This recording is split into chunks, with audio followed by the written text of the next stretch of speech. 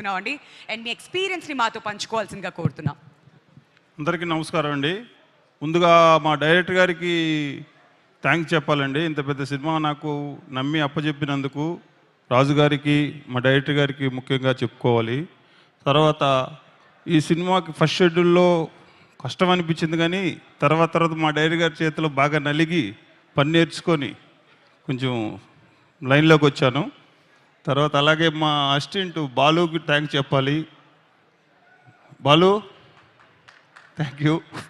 Okay, అలాగే ఈ direction టీమ్కి, మేనేజర్స్కి అందరికీ మరీ థ్యాంక్స్ చెప్తున్నాను. ముఖ్యంగా ఈ ఆర్టిస్టులకి చెప్పాలండి. అడవిలో ఆ పిల్లల్ని వేసుకొని తిరుగుతూ ఉంటే మాకే అయ్యో అనిపించేది.